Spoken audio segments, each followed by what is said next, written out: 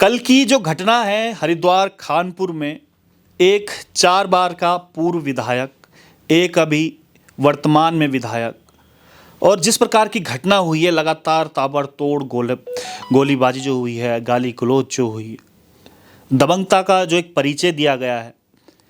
उत्तराखंड जो अपनी शांतवादियों के लिए जाना जाता है, और यहाँ पर क्या कुछ हो रहा है, इसकी समीक्षा होनी बहुत ज़रूरी है कि इसका परिणाम आने वाले भविष्य में क्या होगा। क्या हमें इसी प्रकार की राजनीति अब आगे देखनी है? तो त्रिभुवन चौहान भी हमारे साथ में हैं, तो उन्हीं से हम लोग बात करेंगे। त्रिभुवन भाई, कल की जो घटना है, कल तो जब हम भी देख रहे थे, लगातार जो वीडियो आ रही थी, तो हम भी बड़े भौचक्के हुए देखे कि एक 4 बार का जो विधायक है, जो उत्तराखंड को इससे पूर्व में गाली भी दे चुका है, कहता है कि उत्तराखंड मेरे निजी अंग, मतलब इस तरीके की बात। और उसके बाद जो वर्तमान विधायक है, पहले उनके घर जाते हैं, फिर 12-1 बजे के आसपास उनके जो कार्यालय में ताबड़तोड़ जिस प्रकार की फायरिंग होती है, ऐसे तो हमने फिल्मों में देखा था, और ये उत्तराखंड में तो ऐसा लग रहा है कि हकीकत में हो रहा है। आप भी राजनीति में अब उतरे हैं, क्या कुछ लगता है कि उत्तराखंड की अगर दृष्टिगत देखा जाए तो क्या कुछ रहने वाला है इसका भविष्य? विजय भाई, ये पतन की ओर बढ़ रही है जो राजनीति है उत्तराखंड की। आज इन्होंने राजनीति अपने घर की समझ ली है।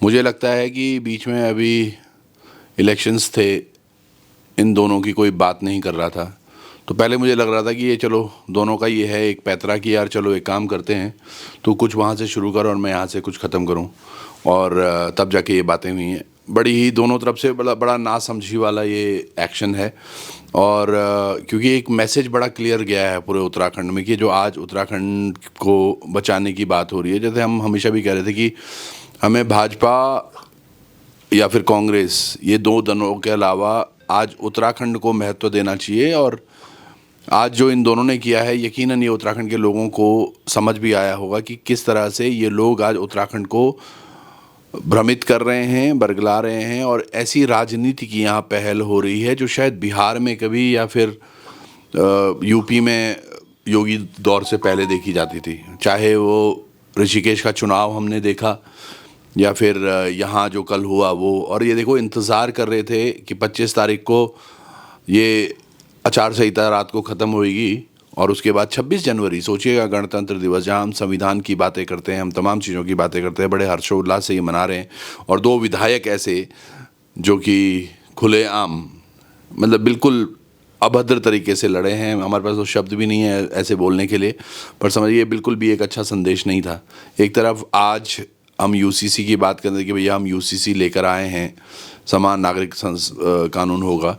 आप ये समझिएगा कि आज उत्तराखंड को जो हमने मांगा था मूल निवास भू कानून के लिए, हमारे तमाम युवा पिछले 1-1.5 साल से लगातार संघर्षरत हैं। मैं ये देख रहा हूँ कि लोग भी शायद कुछ सपोर्ट कर रहे हैं। जैसे मैं कई देख रहा था कि गुजर समाज से वो आते हैं, तो गुजर कह रहे हैं कि हम चैंपियन के साथ हैं। जैसे उमेश कुमार के जो सपोर्ट है वो कह रहे हैं हम उनके साथ हैं। तो बढ़ावा मिल रहा है कि खारिज होना चाहिए ना कि भाई आप इस प्रकार की राजनीति कर रहे हो, खुलेआम गोलीबारी से। मतलब आम आदमी तो मेरे ख्याल से तो कुछ शायद उसकी पूछ भी नहीं हो पाएगी अगर इस प्रकार की गुंडागिर्दी। मैं यकीनन न्यायालय का बहुत बहुत धन्यवाद करता हूँ। थोड़ी देर पहले मैं देख रहा था कि कुंवर प्रणव चैंपियन को 14 दिन की हिरासत में लिया गया है, और उमेश कुमार भी अभी अदालत में ही हैं। तो वहाँ पर क्या होता है फैसला, वो तो वक्त पे आएगा। लेकिन समझिएगा न्यायालय का बड़ा एक ये निर्णय होगा, एक क्लियर मैसेज होगा ऐसे तत्वों के लिए कि आप जो कर रहे हो आज उत्तराखंड में या कहीं भी देश भर में भी, वो बिल्कुल भी मान्य नहीं होगा। और चाहे आप किसी दल से आते हो या नहीं आते हो, चाहे जो भी हो, एक आम आदमी भी हो, आप पर उसी तरह से एक्शन लिया जाएगा। यहाँ पर मैं ये ज़रूर मानूंगा कि जब कुंवर प्रणव चैंपियन को कल हरिद्वार में पकड़ा गया, वो यहाँ पहले पकड़ा गया था, नेहरू कॉलोनी थाने में उनको लेके जाया गया, तो वो वीडियो हमने भी चलाया, देखा था हमने कि कैसे पुलिसकर्मी चारों तरफ से जी हजूरी करते हुए दिख रहे थे। तो ये मैसेज अलग होना चाहिए था। अगर वही कोई एक आम व्यक्ति होता, चाहे वो उमेश कुमार जब पिस्टल लहरा रहे या फिर प्रणव चैंपियन, दोनों ही अपराध इस बिल्कुल कम नहीं करते। ये जस्टिफाई चाहे कुछ भी कर लें कि किसने क्या गाली दी थी या कहाँ से शुरुआत हुई, पर इवेंचुअली मुझे लगता है जो राजनीति में होता है व्यक्ति, उसको क्रोध नहीं होना चाहिए। और अगर इस तरह से, तो यानी कि आप न तो अच्छे राजनीतिज्ञ हैं और सोशल वर्कर तो बहुत दूर की बात है। आप में अगर इतना गुस्सा भरा पड़ा है तो फिर कहाँ से आप सोशल वर्कर हो, ये बड़ा प्रश्न है। और अब आप समाज की बात कर रहे हैं जो साथ हैं, मैंने ये हमेशा बोला है कि नेताओं के साथ में हर वो व्यक्ति है जो चाटुकारिता करता है, चाहे वो आज हमारी भारतीय जनता पार्टी जो सरकार चल रही है। सोचिएगा, एक बिहार से आए हुए व्यक्ति को आज मंच दे दिया और मेयर उनको बना दिया, बनाया ही बोलूँगा मैं, क्योंकि वो साफ साफ हार रहे थे और तमाम चीज़ें हमने उसमें देखी। तो जो ये सरकार अपना प्रभुत्व डालने का प्रयास कर रही है वो बिल्कुल गलत है और मुझे लगता है इन पर अंकुश गलती किसकी, सवाल यह है क्योंकि जब सब मामले की शुरुआत कहाँ से हुई, जब हमने इसको देखा तो कुंवर सिंह चैंपियन की एक ये पोस्ट है, मैं अपने कैमरामैन को कहूँगा जरा दिखाएं इसको। तो एक जो पोस्ट है उसमें ये लिखा हुआ है उन्होंने, कुंवर सिंह शुरुआत इसकी, ओ हराम ओ सोनू बब्बर तो डुप्लीकेट बाप को सराहा, फिर तमाम गालियाँ, फिर उनकी माँ के लिए अपशब्द कहे गए, यहाँ पर ये कहा गया कि तुम्हारी बहन के लिए अपशब्द कहे गए, इस प्रकार की मतलब खुलेआम अपने फेसबुक पे, जो ब्लू टिक वाली जो फेसबुक है उस पर खुलेआम इस प्रकार की जो गालियाँ दिए जा रही। फिर उमेश कुमार में उबाल आया, तो उबाल आना क्या गलत मानते हो आप कि जिस प्रकार से फिर उनका घर गए? नहीं, फिर वही वाली बात है। दरअसल क्या है, जब रोम जल रहा था तो मीसो बांसुरी बजा रहा था, जिसको अब कानून का डर नहीं था, इसलिए कुंवर प्रणव ने वो मैसेज डाला, वो पोस्ट डाली। उनको लगता है कि राजनीति उनके बाप की बपौती है, उनको लगता है कि धामी जी हमारे अपने आदमी हैं, हमारी सरकार है, हमारा तंत्र है, तो मैं कुछ भी करूं।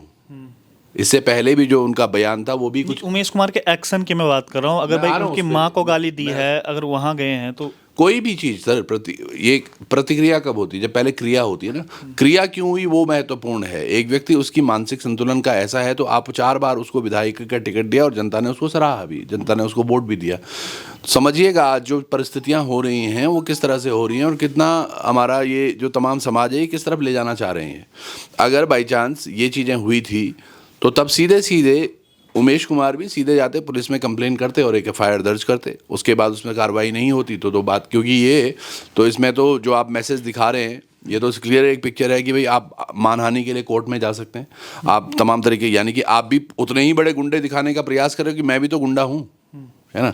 ये चीज़ें चलेंगी नहीं, चाहे कुंवर प्रणव हो या उमेश कुमार हो। इन जनता को भी समझना पड़ेगा इन बातों जनता को समझेगी, क्योंकि जनता शायद इस प्रकार की राजनीति ही पसंद है, दबंगई वाली, इस प्रकार जिस पर उस क्षेत्र में चलता है सब चीज़। नहीं वो तो मैं वही तो बोल रहा हूँ, वो पुराना दौर था, बिहार का दौर था, यूपी का दौर था। आज वो समय नहीं है और ना ही होना चाहिए। आज अभिव्यक्ति की आज़ादी है, तो पर ऐसे नहीं जैसे वो लड़के का कल हमने उसकी एक एफआईआर भी कराई रुद्रप्रयाग में, जो कि गाली दे रहा था पूरे गढ़वाली समाज को। तो वो भी तो वैसे हम बोले कि अच्छा उसने गाली दी थी तो क्या हम उसको पकड़ के और उसको हम पीटने चले जाते बंदूक लेकर? वो भी तो गलत है। लेकिन एक कानून जो बना हुआ है उसके दायरे में जो चीज़ें होनी चाहिए, और उसमें ये थोड़ा ना है कि हमने ये कार्य किया तो हम डर गए। हमने सूझबूझ से कार्य किया है, समाज को देखते हुए कार्य किया है, ताकि आगे भी अगर इस तरह से घटनाएं हो तो उनका इस तरह से पुनरावृत्ति ना हो। तो बड़ा गुनहगार किसको मानते हैं आप दोनों में से? क्योंकि दोनों ने पिस्टल तानी है, एक ने तो चलाई भी है, दोनों में से बड़ा गुनहगार कौन? बड़ा गुनहगार सरकार है, जिसके शय में ये सब चीज़ें पनप रही हैं और ये आगे पनपाने का भी कार्य कर रही हैं। इसमें धामी सरकार का एक बड़ा फेलियर है, कानून का बड़ा फेलियर है कि कैसे कानून को ताक पर रहकर ये हरकतें की गई। वो दोनों ने जो किया वो तो इसलिए किया ना, जैसे आप घर में देखिए 2 बच्चे आपस में लड़ते हैं कब हैं? जब पापा कुछ नहीं कहते। जब पापा ने एक बार अगर एक को तमाचा दे दिया या एक को डर धमका दिया तो दोनों ही चुप रहेंगे जब तक पापा घर में। यानी कि उनको पता है कि जब ऊपर, मैंने बोला ना, जब राजा ही मीसो है तो वो बांसुरी जब बजा रहा। सोचिएगा, एक वीडियो हमने की, तकरीबन 2 करोड़ 12 लाख लोग अभी ऑन करंट वो देख चुके हैं उस वीडियो को। वो जब तमाम जगह फजीहत हुई कि यार उत्तराखंड सरकार में धामी के जो यहाँ के मुख्यमंत्री हैं उनके गृह जनपद पिथौरागढ़ में एक ऐसी घटना हो रही कि बच्चे पुल से लटकते हुए जा रहे हैं। इन्होंने क्या निर्णय लिया होगा सोचिए। इन्होंने निर्णय लिया कि स्कूल के जो टीचर हैं वो सुबह जाएंगे रस्सी खींचने, शाम को जाएंगे रस्सी खींचने। लेकिन सुरक्षा अभी भी वही विषय है।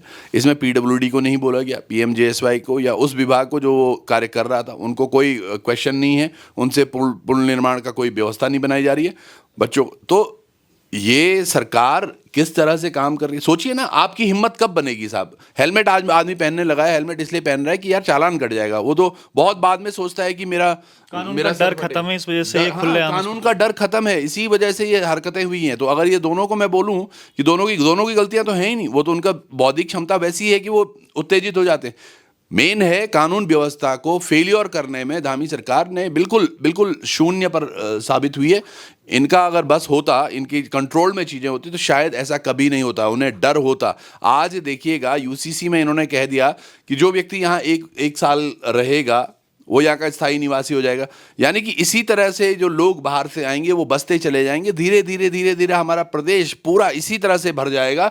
और तब आज जितने लोग खुश हो रहे हैं यूसीसी को लेके, देखिए मुझे बड़ी अच्छी बात है साहब, आप कुछ कानून ला रहे हैं समान नागरिक सबके लिए बन। इसका एक फायदा एक आम जनता के लिए क्या है ये बताओ। लोग आज ज्यादा खुश पता क्यों हैं कि अरे इससे ना मुस्लिम लॉ खत्म हो जाएगा। अरे मुस्लिम पर्सनल लॉ अगर खत्म होता है या नहीं होता है, जैसा भी चल रहा है वो, उससे हमें क्या मतलब है, एक आम जनता को क्या मतलब है। हम तो मूल निवास भू कानून मांग रहे थे, ये यूसीसी चिपका रहे हैं। क्यों भैया? क्योंकि ऐसे ही तत्वों को शायद इनका प्लान है इन फ्यूचर। अच्छा ऐसे ही है, जब यहाँ पर सारे ठेकेदार गुजरात के आ रहे हैं, जब सारी चीजें यहाँ की हो रही हैं, तो ये यूसीसी इन्होंने गुजरात में क्यों नहीं चालू किया? या ऐसे कौन से और प्रदेश हैं जहां पर भाजपा के तमाम प्रदेशों में सरकार है, अपने और प्रदेशों में क्यों नहीं इन्होंने यूसीसी लागू किया? यहाँ क्या ये एक्सपेरिमेंट करने का वो है। आज केदारनाथ में क्या हो रहा है, बद्रीनाथ में क्या हो रहा है, सभी धामों में बाहर के लोग आके कंस्ट्रक्शन कर रहे हैं, तमाम चीज़ें हो रही हैं। कल एक PMGSY के ऑफिस में मैं गया था परसों। सोचिएगा सर, 2016 से एक पुल नहीं बन के दिया है एक भीरी डमार का, आज 25 हो गया, 9 साल हो गए हैं। और PMGSY ने वो कॉन्ट्रैक्ट किसको दे रखा है? एक हिमाचल का, वो चंडीगढ़ का बंदा है, चंडीगढ़ का बंदा। और उसको जब AE फोन कर रहा था, मेरे सामने AE ने फोन किया उसको, वो AE को बोल रहा अरे नहीं मैं तो जब तुम पैसे नहीं दोगे तो मैं ऐसे करूंगा, ये करूंगा, वो AE से ऐसे बात कर रहे हैं। मैंने जब AE को पूछा, मैंने कहा ये ऐसे कैसे आपसे बात कर सकते हैं, क्या आपने कुछ लेन देन कर रखा है इससे? वो बोलता सर इनको हमें हमारे सर पे बिठा दिया। अब किसने बिठाया उसको सर पर? ये सरकार में जो बैठे हुए मंत्री विधायक ये लोग हैं, यही तो बाहर के ठेकेदारों को यहाँ बिठा रहे हैं। अब होगा क्या, वो एक साल वहां काम करने लग जाएगा, वो भी स्थायी निवासी होगा, कल उसके बच्चे तुम्हारी नौकरियों पे जाएंगे। तो ये राजा गलत है, ये राजा गलत है, उस राजा के तंत्र में ये प्रजा गलत हो रही है। मुझे लगता है इन दोनों का मानसिक संतुलन जैसा भी हो, पर मौका इसको सरकार ने दिया है, कानून ने मौका दिया है ये चीज़ करने का। चलिए, एक छोटी छोटी जो चीज़ें हैं, जिस प्रकार से त्रिभुवन भाई ने बताया कि जो छोटी छोटी चीज़ें हैं, जो कानून व्यवस्था, जो लॉ एंड ऑर्डर जो मेंटेन करने वाली चीज़ें हैं, क्योंकि ये सडन नहीं हुई। हमने इससे पहले तमाम फेसबुक का पोस्ट देखिए, चाहे उमेश कुमार की हो, चाहे चैंपियन की हो, आपस में किस प्रकार से गाली गलौच उनकी होती है, किस प्रकार से उत्तराखंड को सरेआम गाली दी जाती है, तब भी कोई एक्शन नहीं होता। अगर उस समय कुछ एक्शन लिया जाता इस प्रकार से, तो हो सकता था कि ये घटनाएं नहीं होती, एक कानून का डर जरूर होता। तो उम्मीद करते हैं कि पहाड़ों तक ये जिस प्रकार की यहाँ से चीज़ें निकल कर आई हैं, जिस प्रकार की घटनाएं यहाँ पर हुई हैं, पहाड़ों पर इसका कोई बुरा असर नहीं होगा। पहाड़ों पे बुरा असर हो रहा है विजय भाई, लगातार हो रहा है। ऐसी घटनाएं हम लगातार पहाड़ों पर भी देख रहे हैं होते हुए, क्योंकि जब ये दबंगई बढ़ गई ना, जब उनको लग रहा है यार जब उमेश का कुछ नहीं हुआ, जब कुंवर प्रणव का कुछ नहीं हुआ, तो मेरा भी नहीं होगा। अभी हमने देखा था कालीमठ के पास में एक दो युवाओं ने मिलकर अपने पिता की हत्या कर दी। एक युवा ने अपने भाई की हत्या कर दी थी रुद्रप्रयाग में। तो ये हत्याएं क्यों हो रही हैं? जब कानून का डर खत्म हो रहा है। अंकिता भंडारी प्रकरण में आज तक न्याय नहीं मिला। ये जो justice delayed is actually justice denied, वही चीज़ें हो रही हैं। Stitch in time saves 9। एक बार में अगर थप्पड़ मारा हुआ हो तो वो, पर ये आज नासूर बन चुका है। मैंने अभी बीच में हम काफ़ी इसमें भी गए थे, जो हमारे इलेक्शन कैंपेन्स थे, उसमें भी हमने ये बात रखी थी कि आगे से आदमी उत्तराखंड को सोचकर, उत्तराखंड के हित में सोचकर, और जब मैं उत्तराखंड का हित बोल रहा हूँ तो मैं इसका ये मतलब नहीं बोल रहा हूँ कि केवल पहाड़ी या गढ़वाली कुमाऊनी नहीं बोल रहा हूँ। जो यहाँ उत्तराखंड में लोग रह रहे हैं, जो पहले से ही यहाँ पर हैं, उसमें बाहर के भी कुछ लोग होंगे। मैं ये बोल रहा हूँ कि वो उत्तराखंडियत को देख कर आप वोट करें। जिसके लिए उत्तराखंड जाना जाता है उसके लिए वोट करें आप।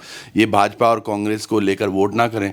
आज स्थिति ऐसी आ गई है कि पड़ोस में कोई आदमी मरता है तो बोलते हैं अरे वो भाजपा वाला था, अरे वो कांग्रेस वाला था, अरे वो ये वाला था। तो ये दलों से उठकर हम बात करें, इंसानियत की बात करें, उत्तराखंड को जिंदा करें, उत्तराखंडियत को जिंदा करें। चलिए, ये बातें हमें भी सोचनी होगी जो उत्तराखंड का एक आम वोटर है, क्योंकि आपका एक आम जो एक वोट है वो ये सब व्यवस्थाएं भी तय करता है कि आपको किस प्रकार की राजनीति चाहिए, आपको उन राजनीति में किन चेहरों को आपको लाना पड़ता है। शायद यही गलती है जो राजनीति में इस प्रकार के जब शीर्ष पर बैठे हुए जो चेहरे हैं इस प्रकार की हरकतें करते हैं जिससे कानून अव्यवस्थाएं फैलती। तो उम्मीद करते हैं कि धामी सरकार से लेकर तमाम जो कानून व्यवस्था है वो जरूर आगे सुधरेंगी और एक आम आदमी भी इस बारे में जरूर गहनता से सोचेगा। फिलहाल बने रहिएगा विजय पथ न्यूज़ पर। बहुत बहुत धन्यवाद। बहुत बहुत